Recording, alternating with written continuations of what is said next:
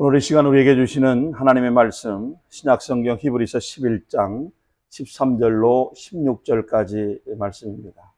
우리 함께 한 절씩 교독해서 읽겠습니다. 계시된 진리의 말씀을 읽는 중에 귀 기울여 주의 음성으로 들으시기를 바랍니다. 히브리서 11장 13절로 16절 말씀입니다.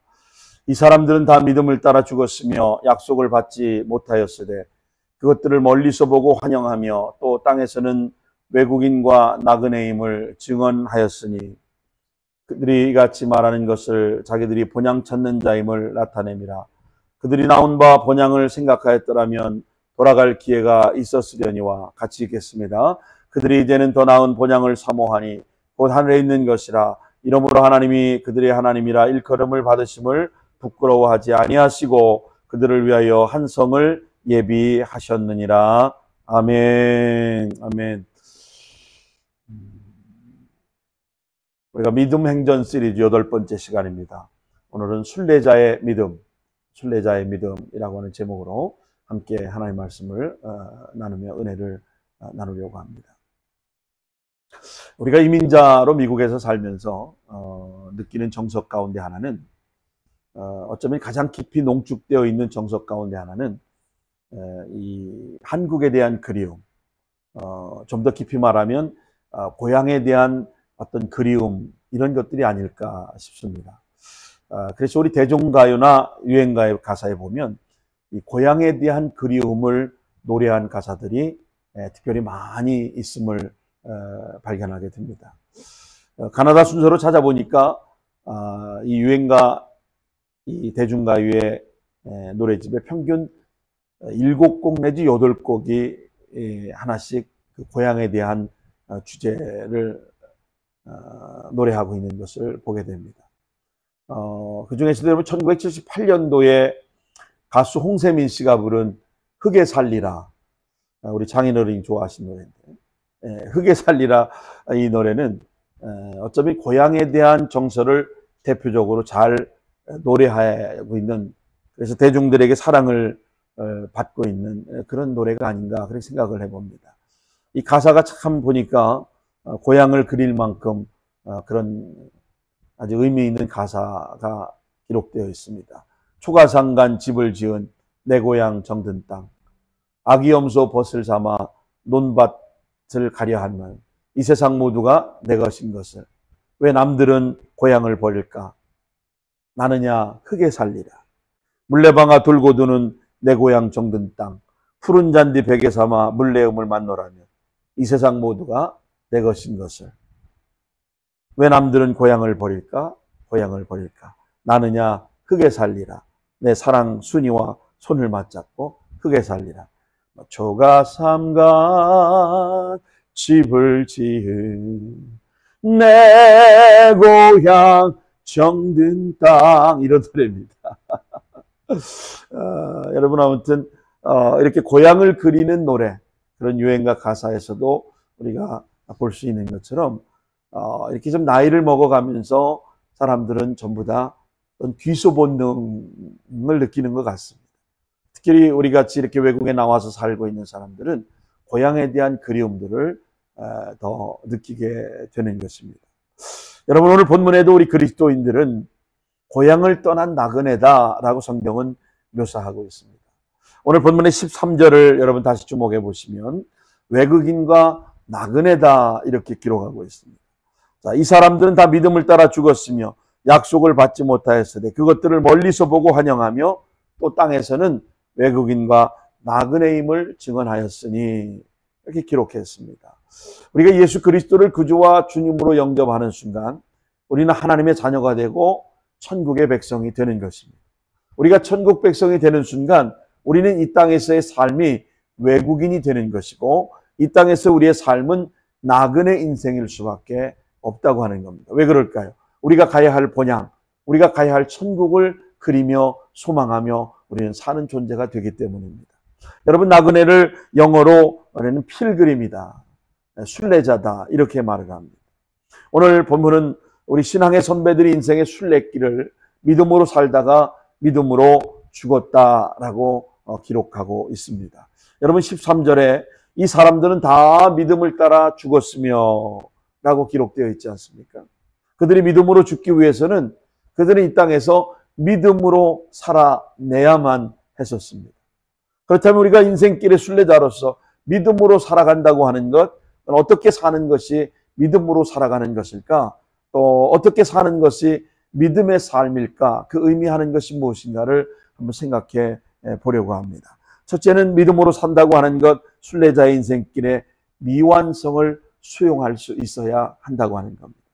여러분 13절 말씀은 우리 믿음의 선배들이 믿음으로 살고 믿음으로 죽었고 그들의 믿음은 하나님의 약속한 근거였지만 그 약속의 실현은 이 땅에서 다 경험하지 못했다고 증언합니다. 그렇습니다, 여러분. 어떤 하나님의 약속이 이 땅에서 그분의 실현, 이걸 우리는 혹은 기도의 응답이라고 말하는데 그 기도의 응답들을 우리는 다 허락받고 갈 수가 없다는 겁니다. 예컨대 아브라함은 아들 이삭을 약속대로 얻을 수 있었습니다. 그들의 자손이 하늘의 별처럼 바다의 모래알처럼 되는 것은 여러분 아브라함은 사실은 다 보지 못하고 하나님의 부르심을 받게 된 것이죠. 여러분 이 약속의 실현은 먼 후일 이 땅의 사람들이 모든 족속과 모든 방언 가운데 예수님을 구주로 영접하는 때가 비로소 이루어질 것이기 때문입니다. 지금도 진행 중인 것이죠.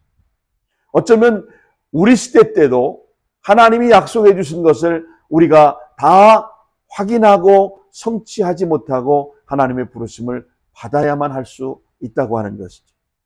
여러분 아브라함은 이것을 멀리서나마 보고 환영했지만 다 이루어짐을 보고 세상을 떠난 것은 아니었습니다.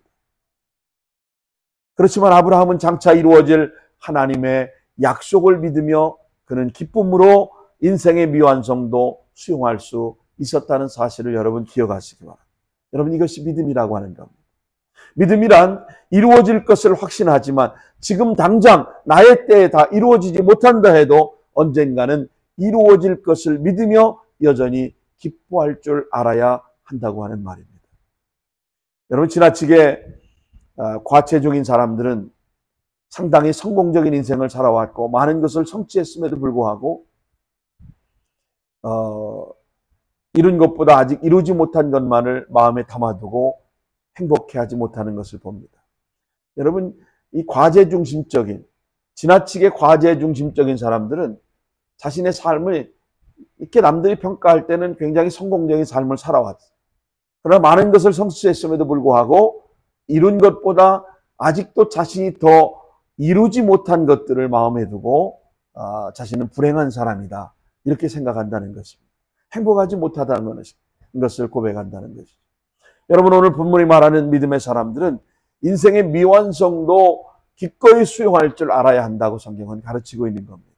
오늘 저와 여러분이 이 세상을 살아가면서 원하고 바라고 목표하는 것들이 다 이루어지지 못한다 할지라도 반드시 하나님의 약속은 내 후대에 내 자식의 자식대를 통해서라도 그 일을 이루실 하나님이심을 믿고 오늘 당대에 이루어지지 못한 미완성을 우리는 기뻐할 수 있기를 주의 이름으로 축원합니다.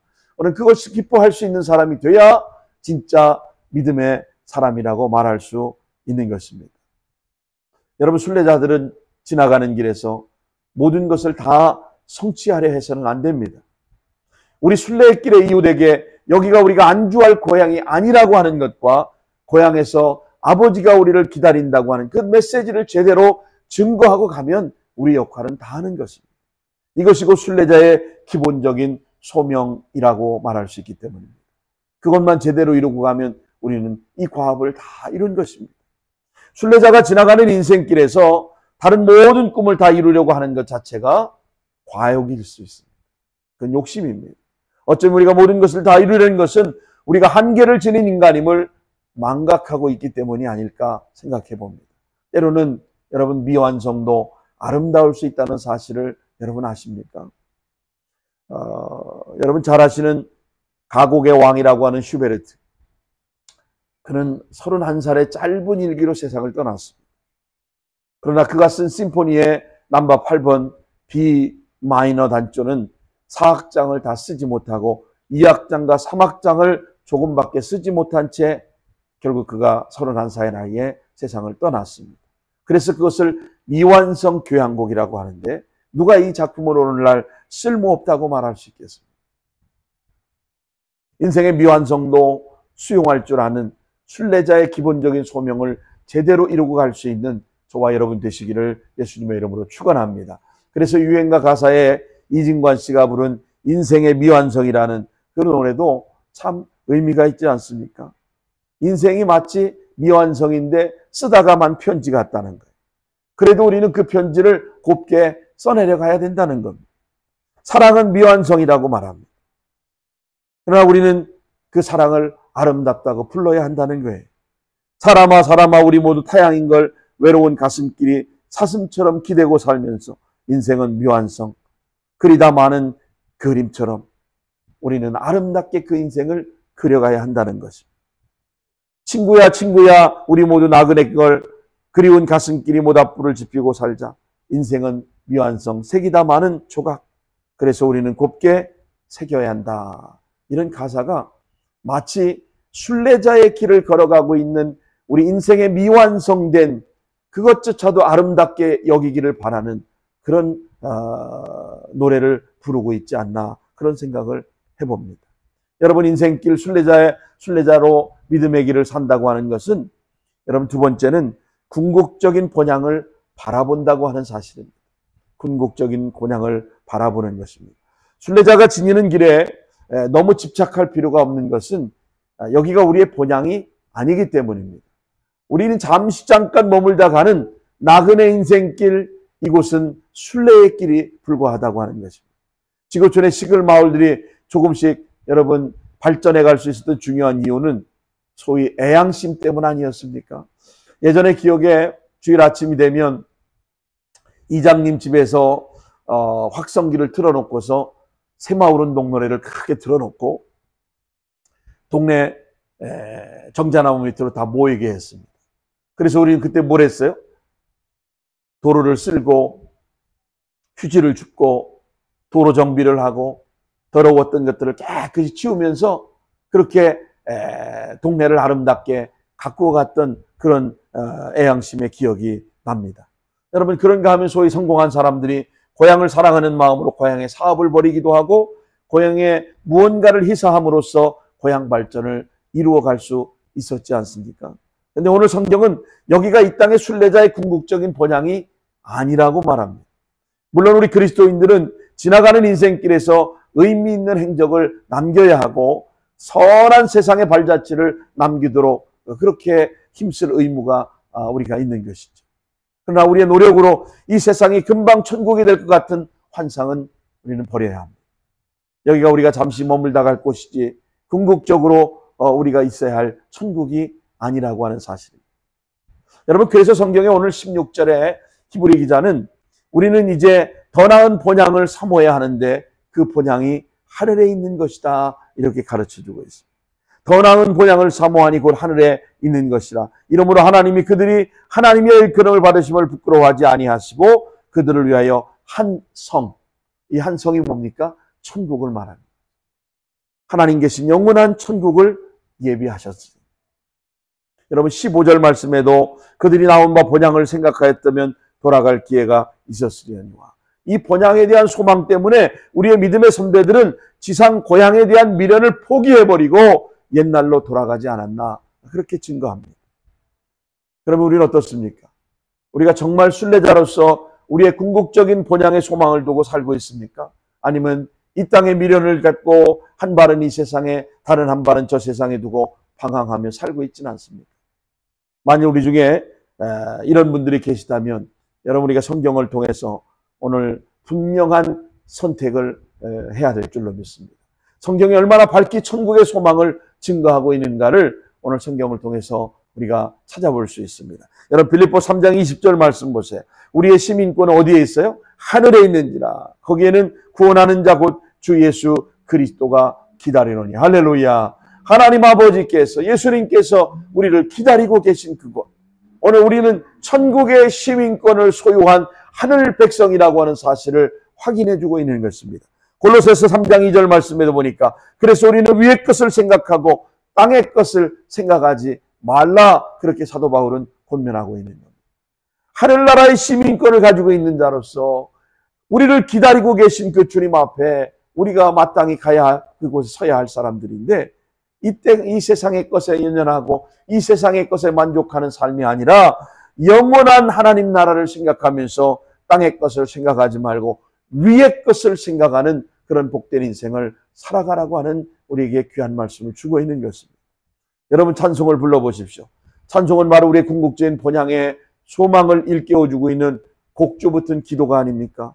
괴로운 인생길 가는 몸이 돌아갈래 고향 하늘나라. 여러분, 괴로운 인생길 가는 몸, 우리가 돌아가야 할 곳은 바로 하늘나라 본향인 거죠. 날빛보다 더 밝은 천국 믿는 마음 가지고 가겠네. 날빛보다 더 밝은 천국, 우리가 믿는 마음 가지고 믿음으로 가야 할 그곳, 또 천국에서 만나보자. 그날 아침 거기서 저 요단강 건너편에 찬란하게 배는 집, 저 높은 곳을 향하여 날마다 나갑니다. 하늘 가는 밝은 길이 내 앞에 있습니다. 여러분, 수많은 찬송들이 곡조 붙은 기도 아닙니까? 여러분, 이 찬송들이 바로 궁극적인 번향, 우리의 소망을 일깨워주고 있는 그런 곡조 붙은 기도라고 하는 것입니다. 여러분, 순례자는 궁극적인 본향을 바라보고 사는 사람들입니다. 할렐루야. 순례자는 궁극적인 본향을 바라보고 사는 사람입니다. 우리 인생길의 순례자로서 믿음으로 산다고 하는 것은 또 어떤 의미가 있습니까? 순례자는 본향을 찾는 인생을 살아가야 합니다. 순례자는 본향을 찾는 인생을 살아가야 합니다. 오늘 본문에 증언하고 있는 순례자의 믿음의 삶은 그들이 천국 본향의 소망이 있었기 때문에 본향을 찾는 것을 나타내는 인생을 여기서도 살고 있었다고 하는 겁니다. 여러분, 그럼 구체적으로 어떻게 사는 것이 우리가 본향을 찾는 삶일까요? 첫째는 여러분, 지나가는 인생길에 과도한 욕심을 절제해야 합니다. 본향을 찾는 삶은 여러분, 과도한 욕심을 절제하는 겁니다. 우리 안에 천국 소망이 여러분 희미해지고 퇴색될 때가 언제입니까? 우리가 욕심을 가질 때입니다. 더 많이 가지려고 하고, 다른 사람보다 더 높은 곳에 가려고 하고, 더 많은 명예를 얻으려고 하고, 지나가는 순례길에 우리의 욕심이 발동하는 순간 천국과는 거리가 멀고, 천국은 가기 싫어요. 천국은 우리의 발걸음으로 걸어가고 싶은 않은 그 무거운 짐입니다.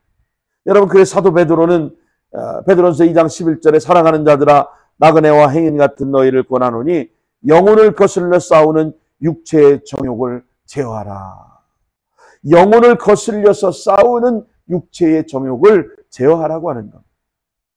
여러분, 우리는 이미 히브리서 11장 9절로 10절에서 믿음의 조상 아브라함의 검소한 장막 생활로 만족한 이유를 우리가 살펴봤습니다. 아브라함이 이런 삶이 가능했을까요? 아브라함이 어떻게 이런 삶이 가능했을까요? 하나님이 경영하시고 지으실 터가 있는 성을 바라보았기 때문입니다. 천국 소망 때문이었어요. 그러면 성도 여러분, 우리의 욕심이 절제되고 있습니까? 오늘 우리가 욕심을 가지고 또 더 많은 것들을 갖고자 할 때는 결국 천국 소망은 점점 희미해질 수밖에 없다는 사실을 여러분 아셔야 합니다. 그래서 과도한 욕심을 여러분 절제해야 합니다. 두 번째는 다른 본향을 찾는 삶은 본향에 투자하는 삶이에요. 세상에 투자하는 것이 아니고 본향에 투자하는 삶입니다. 사람은 자기가 투자하는 일에 집착하게 마련입니다. 여러분, 천국에 투자하면 천국을 소망하게 되어 있습니다. 그러나 여러분이 세상에 투자하면 점점 모든 삶의 영역은 세상에 집착할 수밖에 없게 되는 겁니다. 여러분, 예수님께서도 산상수훈에서 뭐라고 말씀하세요? 마태복음 6장 19절로 20절에 너희를 위하여 보물을 땅에 쌓아두지 말라. 거기는 좀과 동록이 해하며 도적이 구멍을 뚫고 도적질하느니라. 오직 너희를 위하여 보물을 어디에 두라는 거예요? 하늘에 쌓아두라. 하늘에 쌓아두라. 할렐루야. 청교들이 천국 투자를 위해서는 두 가지 실천을 무엇보다 소중히 여겼다고 합니다. 하나는 규칙적인 헌금 생활, 특별히 11조 생활을 철저하게 했다는 것이죠. 또 다른 하나는 유산 남기기 운동을 실천했다는 거예요. 여러분이 헌금할 때마다 이런 고백을 합니다. 주님, 나의 소망은 이 땅에 있지 않습니다. 천국에 있습니다. 따라서 하늘나라 사역을 위하여 이 헌금을 하나님께 드립니다. 여러분, 천교들이 천국 투자 실천의 또 하나는 유산을 남기지 않는 운동을 한 거예요. 그래서 그들이 유산을 하나님 위해 쓰지 못하고 이 세상에 남기고 가는 것을 그들은 부끄럽게 여겼다는 겁니다. 그래서 규칙적으로 재산을 정리해서 하나님의 사역에 드리고 죽기 전에 미리 유언을 통해서 자기 전 재산을 교회에 드리거나 사회사업기관에 기증하고 죽을 때는 아무것도 남기지 않도록 그렇게 조치를 취한다고 하는 겁니다. 여러분, 이것이 기독교적 무소유의 실천인 겁니다. 불교는 무소유는 안 벌고 안 쓰는 거지만 우리 기독교는 안 벌고 안 쓰는 것이 아니라 열심히 일해서 벌어서 하늘나라 보물을 쌓아두는 것이다. 이렇게 정의할 수 있습니다. 여러분, 그럼 구체적으로 어떻게 사는 것이 여러분 우리가 본향을 찾는 겁니까? 보상은 이 땅에 기대하지 않는 삶을 살아야 합니다. 본향 찾는 삶은 천국을 위해 투자하는 인생을 살았다면 보상을 이 땅에서 기대하지 않는 삶을 사는 거예요. 마치 우리가 헌금하면 하나님이 그 돈으로 더 많은 것을 우리 갚아주실 것처럼 마치 도깨비방망이처럼 생각해서는 안 된다 그 말이에요. 천국을 위해 투자한 인생을 살았다면 그 보상은 이 땅에서 있지 않고 하나님 나라에서 그 보상을 받을 것을 여러분 기대하고 사셔야 될 줄로 믿습니다. 우리가 주님을 위해 헌금하고 헌신하고 당장 이 땅의 대가를 바란다면 신앙생활은 투기에 불과할 것입니다. 우리는 궁극적인 소망의 실현을 천국에 기대하는 것입니다. 천국은 우리의 모든 꿈에 궁극적으로 실현될 고향이기 때문입니다. 그 고향을 바라보며 때로는 고통의 기쁨을, 오늘의 고통도 기쁨으로 인내하는 것, 이것이 바로 순례자의 믿음인 것입니다. 오늘 본문의 히브리서 기자가 소개한 우리 믿음의 선배들은 모두가 이런 자세로 살아갔고 본향을 찾는 삶을 살 수밖에 없었다고 하는 겁니다. 여러분, 그들은 때로 그들이 기대한 약속의 실현을 보지 못하였어도 언젠가 후일에 내 후손을 통하여 이 땅에가 아닌 궁극적으로 천국에서 실현될 약속을 바라보며 변함없이 헌신하고 살아갔던 것입니다. 20세기 초에 실제로 있었던 일입니다. 헨리 모리슨이라고 하는 아프리카에 40년 동안 선교했던 선교사가 이제 선교 사역을 마치고 배를 타고 고향 미국으로 돌아오고 있었습니다. 그런데 그가 탔던 그 배에 마침내 정치적인 임무와 함께 사냥을 하고 돌아오던 미합중국의 32대 대통령이었던 프랭클린 루즈벨트 대통령이 그 배에 함께 동승하게 된 사실을 알게 되었습니다. 배가 뉴욕 항구에 도착하자 대통령을 맞이하는 인파들이 빵빠레 소리와 함께 대통령을 마중 나온 환영 인파가 박수 속에서 레드카펫을 밟고 루즈벨트 대통령이 항구를 빠져나갑니다. 근데 대통령이 나가자 빵빠레 소리도 그치면서 레드카펫이 다 치워지게 되었습니다. 대통령 환영 나온 많은 군중들이 다 해산을 했습니다. 그리고 40년 동안 아프리카 선교를 마치고 돌아온 헨리 모리슨 선교사가 혼자서 그 항구를 쓸쓸히 빠져나오고 있는데 그 순간 이 헨리 모리슨 선교사의 눈가에 눈물이 피 돌기 시작하는, 그러면서 그는 이런 독백을 했다고 합니다. 하나님, 이것이 나의 40년간의 헌신의 결실이란 말입니까? 그때 저녁 노을의 아름다운 영상 속에 모리슨 선교사를 향해 들려오는 하나님의 음성을 그가 듣게 된 겁니다. 아들아, 너는 아직 내 고향에 돌아오지 않았다. 내가 고향에 돌아오는 날 빵빠레가 아니라 천군 천사의 나팔 소리로, 레드카펫이 아니라 황금길을 깔아놓고 내가 친히 너를 마중 나오마. 할렐루야. 그 가슴 벅찬 그날을 바라보며 이 땅에서 주어진 나그네의 여정 가운데 오늘 저와 여러분 모두가 승리로운 믿음의 순례자로 살아가는 복된 저와 여러분 모두가 될 수 있기를 예수님의 이름으로 축원합니다.